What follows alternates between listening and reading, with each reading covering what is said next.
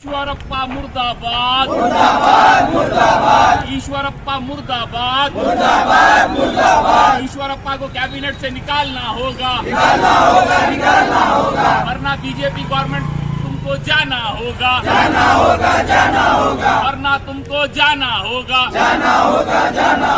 हिंदुत्व आतंकवाद नहीं चलेगा नहीं चलेगा फैशिज्म नहीं चलेगा नहीं अरे मनुवाद मुर्दाबाद मुर्दाबाद अरे मनुवाद मुर्दाबाद मुर्दाबाद अरे अम्बेडकर जिंदाबाद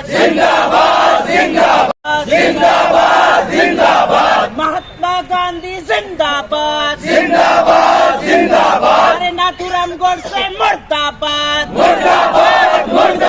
जो श्री राम सेना के तरफ से जो अलन चलो जो प्रोग्राम रखा गया था, ये 2023 की एक जो इलेक्शन आने वाला है उसकी एक साजिश का एक रूप है, एक कड़ी है। क्योंकि हमें मालूम है जिस तरह बाबरी मस्जिद का एक माहौल बनाकर बीजेपी गवर्नमेंट को जिस तरह से फ़ायदा हुआ है, ये बाबरी मस्जिद का जो माहौल है पूरे स्टेट में इस तरह बनाना चाह रहे हैं। इसलिए नॉर्थ कर्नाटका में ये लोग अलंद को चूज़ किए हैं कि यहाँ के जो नॉर्थ कर्नाटका में बाबरी मस्जिद और राम मंदिर का जो माहौल था, हिंदू मुस्लिम का जो डिवाइड का एक माहौल था, वो माहौल नॉर्थ कर्नाटका में करना चाह रहे हैं। उसी तरह से साउथ कर्नाटका में श्रीरंगपट्टनम में जो टिपू की जो मस्जिद है, वहाँ पर भी इसी तरह का विवाद खड़ा करके वहाँ पे भी श्री राम सेना वाले श्रीरंगपट्टनम चलो बोल के कर रहे हैं। इसका मकसद यही है कि आने वाले दिनों में ये जो नफ़रत की सियासत है और हमें देखने मिलेगी। तो social democratic party of India यहाँ पर ये जो बाबरी मस्जिद और राम मंदिर का जो माहौल फिर से जो लाने की ये कोशिश बीजेपी आरएसएस संघ परिवार की ये जो घिनौनी जो साजिश है, इसको हम एक्सपोज करना चाहते हैं। और आने वाले दिनों में अगर पुलिस डिपार्टमेंट निष्पक्ष होकर ऐसे लोगों के खिलाफ अगर काम नहीं करेगी तो हम आने वाले दिनों में हम ज़ोरदार तरीके से प्रोटेस्ट करेंगे। कितने ऐसे बीजेपी के लीडर्स हैं, खुद श्री राम सेना के लीडर्स हैं, मुतालिक ने 2 दिन के बाद कहा कि जो भी बिंदी के ऊपर बात करेगा उसकी ज़बान काट लूँगा बोले। अब तक एफआईआर नहीं है, अब तक कोई कार्रवाई नहीं है। बीजापुर में एक दुर्गा वाहिनी की लीडर क्या बोलती है, ये जो 6 बच्चियां हैं जो बुर्खा पहन के अगर बास नहीं आएंगे तो हम ऐसे 60,000 बच्चियों को कत्ल करेंगे, इनके पीस बनाएंगे बोल के बयान देती है। इस तरह के कम्युनल बयान हम डेली राम सेना बजरंग दल के जो हर्षा मर्डर के बाद जो प्रोटेस्ट चल रहे हैं हम देखते हैं, एक से एक जहरीले बयानबाजी मुसलमानों के खिलाफ। अब तक किसी के ऊपर कार्रवाई नहीं हुई, मामूली एक एफआईआर भी नहीं हुआ। ये शिमोगा के बाद जो कम्युनल राइट्स हो गए, ये कम्युनल राइट्स के ऊपर एफआईआर तो बहुत हो गए लेकिन अरेस्ट अब तक एक भी नहीं हुआ। वही नहीं, अगर मुसलमान अगर शक के दायरे में आता है तो वो मुसलमान, उसके माँ बाप, उसके रिश्तेदार, उसके महल्ले वाले सब लोगों को अरेस्ट कर देते हैं। उसी तरह अगर दूसरे श्री राम सेना के अगर हिंदुत्व के अगर लीडर्स हैं तो उनको अरेस्ट करना तो दूर की बात, एफआईआर तक नहीं होती है। तो ये दोहरी जो जहरीली जो राजनीति चल रही है और पुलिस डिपार्टमेंट का ये जो आंखें बंद कर इनका जो सर्विस हो रही है, इसके खिलाफ प्रोटेस्ट करते हैं। और ईश्वरप्पा को हम मानते हैं कि यही है मास्टरमाइंड ये पूरे कम्युनल इंसिडेंट जो हो रहे हैं शिमोगा में राइट्स, इसके पीछे शिमोगा के जो कम्युनल राइट्स हुए इसके पीछे ईश्वरप्पा का हाथ है। और हम सख्त उनके ऊपर कार्रवाई और उनका रिजिग्नेशन का डिमांड करते हैं। ये कहावत आप लोगों ने सुना होगा कि चोर की दाढ़ी में तिनका। ये बीजेपी और संघ परिवार आरएसएस के जितने भी लोग हैं, ये लोग एक झूठा वादा लेकर आवाम के सामने आ रहे हैं। नावेल्ला हिंदू नावेल्ला बंधु जो नारा लगा रहे हैं ये लोग, हम सब हिंदू और हम हिंदू के लिए बोलकर, ये झूठा नारा है इनका।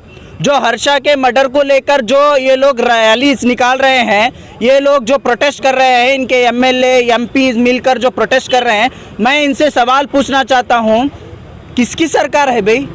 किसकी पुलिस है? किसका गृह मंत्री है? किसका सीएम है? कौन है सरकार में? हंसी आ रही है आप लोगों की हरकतों की वजह से। आप किसके खिलाफ एहतजाज कर रहे हैं? किसके खिलाफ आप रैली निकाल रहे हैं? किसके खिलाफ आप मेरवणिकें कर रहे हैं? क्या एसडीपीआई की सरकार है जो हमारे खिलाफ में जो ये करने के लिए? आप लोग बेवकूफ़ हैं ये नज़र आ रहा है, हम क्लियरली नज़र आ रहा है। खुद की सरकार रख कर एहतजाज करने वाला बेवकूफ़ से ज़्यादा कुछ भी नहीं हो सकता। और सेकंड चीज़ जो ये बोल रहे हैं कि हम हिंदुओं के साथ हैं, हम हिंदुओं के लिए लड़ रहे, हिंदू के लिए लड़ रहे बोलकर, ये इनका झूठा वादा है, झूठा वादा है। कर्नाटका में टोटल 36 मर्डर संघ परिवार ने किया है, आरएसएस और उसकी फ्रंटल ऑर्गेनाइजेशन ने किया है। किसका किया है? हिंदूज का किया है। वैसे हिंदूज जो इनकी आइडियोलॉजी को नहीं मानते उनका मर्डर करवाने वाले या आरएसएस वाले, और उसके बाद जो इनके खुद के फ्रंटल ऑर्गेनाइजेशन के लोग हैं उनका भी मर्डर करने वाले ये संघ परिवार वाले। मैं नाम गिनकर बता सकता हूँ और इनके एफआईआर कॉपी भी आप लोगों के सामने रख सकता हूँ। विनायक बलिगा आरएसएस का लीडर, इसका मर्डर करने वाले कौन? श्रीराम सेना। बीजेपी लीडर प्रवीण पुजारी, इसका मर्डर तो पूरे लोगों को मालूम है कौन करे? आरएसएस। कृष्णैया पठारी कोंडापुर, इनका मर्डर किसने किया? आरएसएस ने। हिंदू जागरण वेदिके के मेंबर प्रताप मुरली, इनका मर्डर किसने किया? आरएसएस ने। डीवाईएफएफ के 2 मेंबर, एक भास्कर कुलाई और श्रीनिवास, इनका मर्डर किसने किया? आरएसएस ने।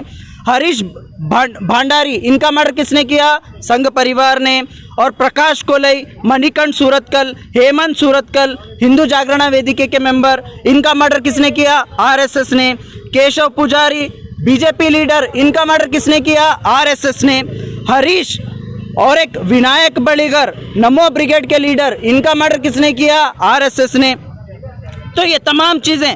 और एक चीज़, जो मंदिर के पुजारी को तक इन्होंने नहीं छोड़ा, मंदिर के पुजारियों को तक इन्होंने नहीं छोड़ा, सब लोगों को इन्होंने मर्डर किया है। उसके बाद जो कार्तिक है, कार्तिक ने कहा कि एबीवीपी का जो शॉल दिया जा रहा है ये शॉल मैं नहीं पहनूंगा, एक हिंदू लड़का, ये शॉल मैं नहीं पहनूंगा, हिजाब के खिलाफ बात नहीं करूंगा। जब वो उसने कहा तो उसको चाकू चुबाने वाले कौन? तुम्हारी terrorist organisation ABVP, RSS, BJP, Bajrang Dal, ये तमाम लोगों ने ही मर्डर किया है, इन्होंने ही मर्डर किया है। उसके बाद 2 दिन पहले दिनेश काइनाडी का मर्डर किसने किया? संघ परिवार के लोग। अब कहाँ हैं वो लोग? जेल में मौजूद हैं।